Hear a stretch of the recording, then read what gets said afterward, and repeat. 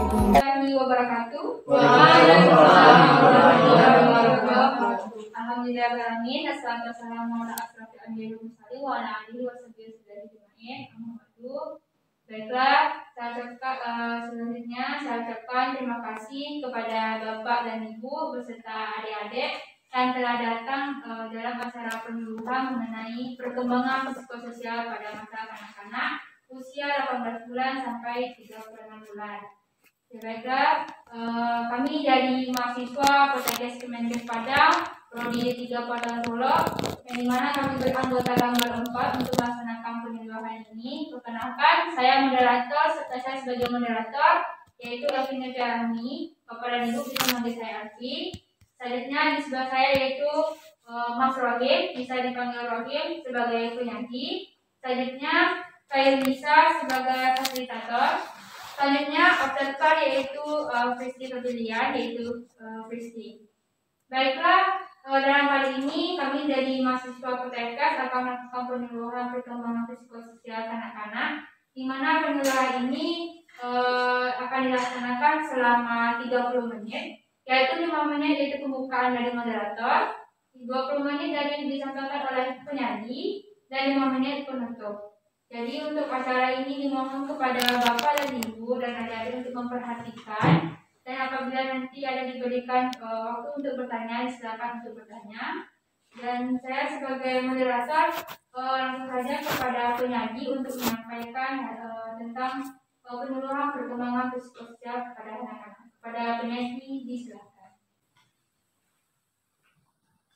Assalamualaikum warahmatullahi wabarakatuh. Waalaikumsalam warahmatullahi wabarakatuh. Baiklah, sebelumnya saya minta terima kasih kepada moderator yang telah memberikan saya kesempatan untuk pada siang ini untuk bisa menjelaskan tema hari ini, yaitu perkembangan psikososial.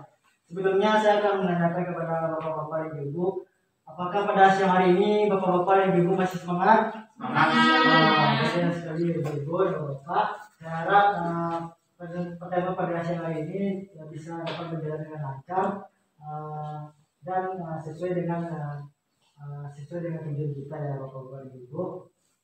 Baik, langsung saja saya mulai ya bapak dan ibu. Di mana perkembangan psikososial pada anak-anak ini kita ambil dari umur 18 bulan sampai 36 bulan ya bapak-bapak dan ibu.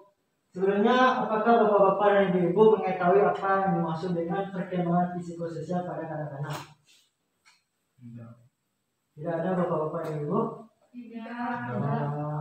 Di sini akan saya jelaskan apa itu perkembangan psikososial pada anak-anak, yaitu proses perkembangan kemampuan anak dalam mengembangkan kemandirian dengan cara memberikan kebebasan dan membiarkan anak untuk mempelajari dunianya. Di sini kita dapat membedakannya ada dua, yaitu perkembangan anak yang normal dan penyimpangan perkembangan pada anak. Di sini saya akan jelaskan apa itu perkembangan yang normal pada anak dengan masalah yaitu dengan kita sebut juga dengan perkembangan kemandirian pada anak. Yang pertama itu adalah mengenal dan mengakui namanya.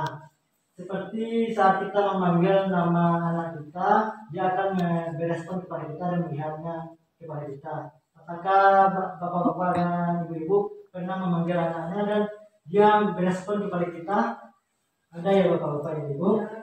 Selanjutnya itu sering menggunakan kata jangan, tidak, dan enggak saat kita mengganggu aktivitas mereka. Selanjutnya itu banyak bertanya tentang benda yang asing baginya. Saat kita mengajak anak-anak kita ke kebun binatang atau ke tempat yang bermain, jika mereka melihat sesuatu yang belum mereka lihat, dan dia akan bertanya kepada kita apa itu atau hewan apa itu, ayah atau ibu.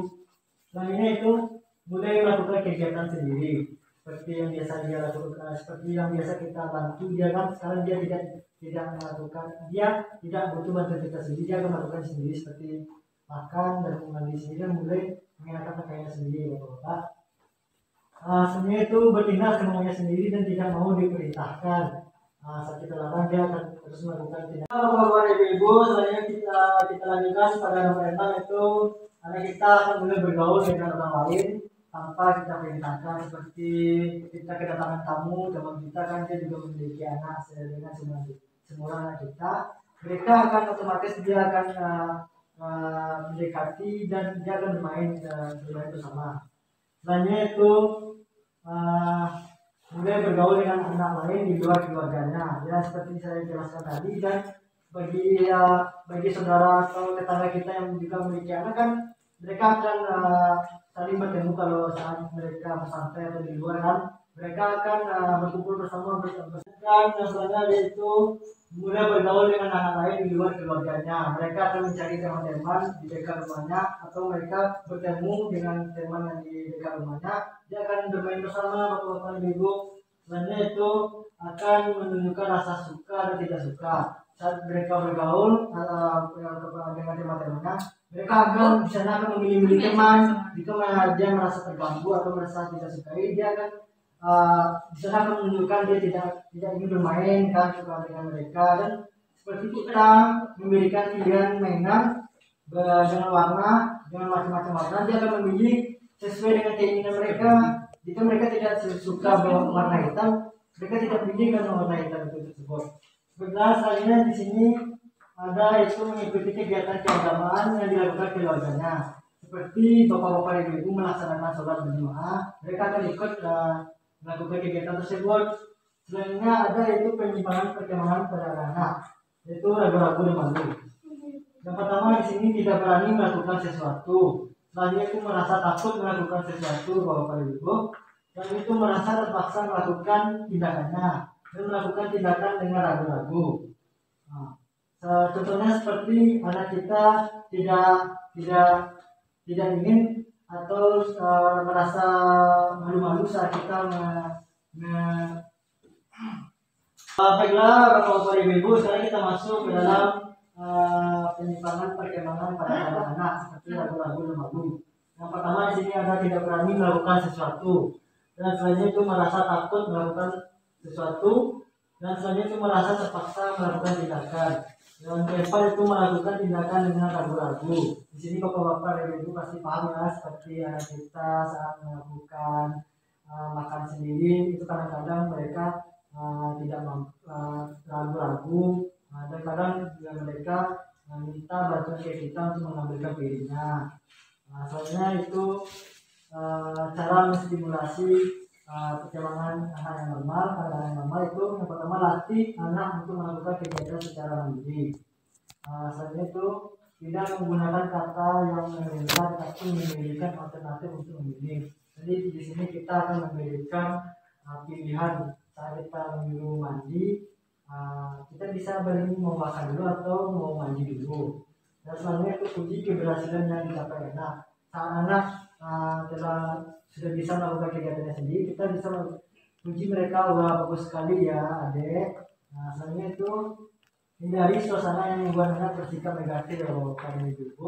Saat kita memiliki masalah dan emosional kita terganggu, kita tidak boleh menunjukkan terhadap anak. Kita harus selalu harus menjalin hubungan yang baik kepada anak kita ya, bapak dan ibu. Selanjutnya itu tidak menakut-nakuti dengan perkataan maupun perbuatan. Yang keenam, berikan mainan sesuai usia anak. Contohnya anak kita berumur masih kecil, kita kan bisa memberikan mereka mainan boneka dan tidak membahayakan anak-anak. Dan jika mereka cowok, kita bisa memberikan mainan untuk seperti mobil-mobilan dan boneka untuk perempuan. Selanjutnya itu begitu saat anak mengamuk, pastikan dia aman dari bahaya, cedera, kemudian tinggalkan dan awasi dari jauh. Di sini bapak-bapak dan ibu ada anak-anaknya yang saat mengamuk pernah cedera atau bagaimana? Apakah ada bapak? Ibu? Ada bapak ibu? Tidak ada. Tidak ada. Selanjutnya itu beritahu tindakan yang boleh dan tidak boleh dilakukan, tindakan yang baik dan buruk dengan kalimat positif. Di sini bapak-bapak dan ibu bisa melakukan, contohnya jika anak ibu belum mandi, ibu bisa mengatakan wah rambutnya kotor, rambutnya belum tidak rapi itu akan membuat adik tidak cantik. Nah, seperti itu ya Bapak dan Ibu. Selanjutnya itu libatkan anak dalam kegiatan keagamaan seperti saya jelaskan tadi. Saat kita melakukan ibadah sholat, kita kan seperti mengaji, dan anak kita juga akan melakukan kegiatan tersebut namun memperhatikan kegiatan kita.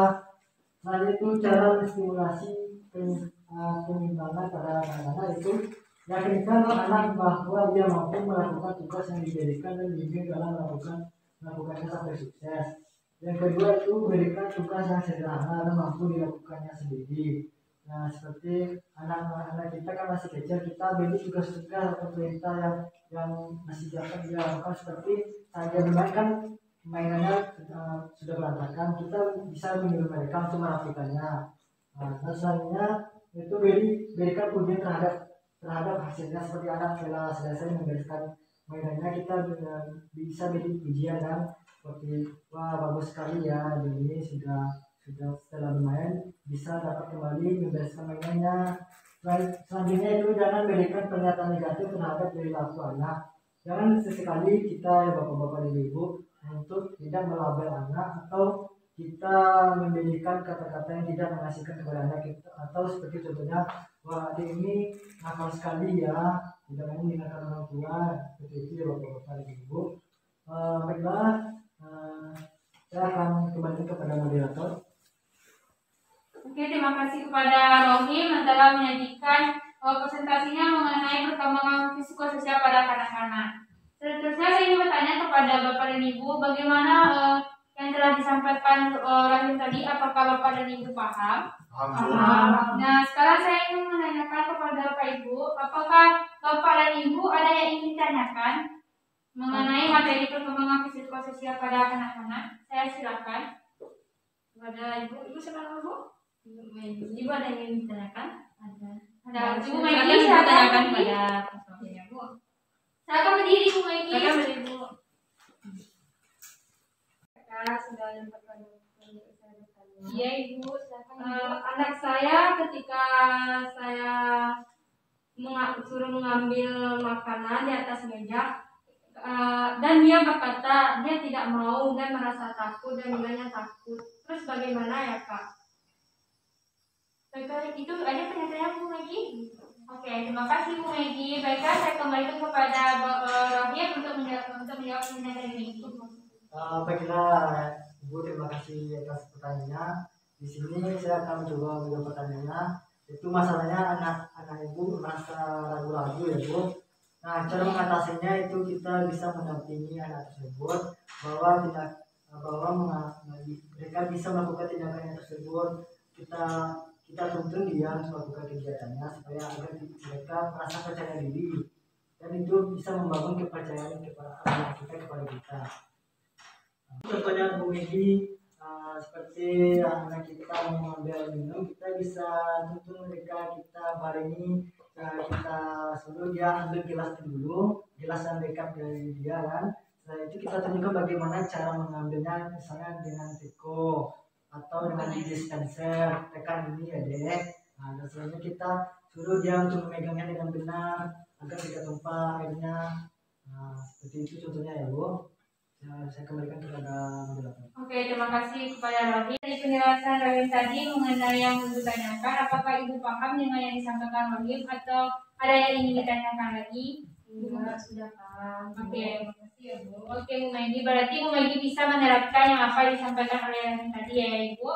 Oke, dan juga untuk Ibu dan Bapak yang memiliki anak juga bisa diterapkan tentang penerapan perkembangan psikososial pada anak-anaknya Ibu dan Bapak. Baiklah, untuk kali ini tentang perkembangan psikososial anak-anak ini, semoga dari apa yang disampaikan oleh penyaji dapat Ibu dan Bapak cermati, dan itu sebagai ilmu pengetahuan wawasan saat Bapak dan Ibu di rumah untuk meningkatkan perkembangan anak. Dan saya ucapkan terima kasih kepada Bapak dan Ibu dan adik-adik yang telah datang saat kami melakukan penyuluhan hari ini. Saya ucapkan terima kasih, dan semoga dari apa yang kami sampaikan ini dapat bermanfaat bagi kita semua. Dan saya sebagai moderator dan teman-teman dari mahasiswa mengucapkan minta maaf apabila ada salah kata dari kami. Dan saya akhiri dengan Assalamualaikum warahmatullahi wabarakatuh. Waalaikumsalam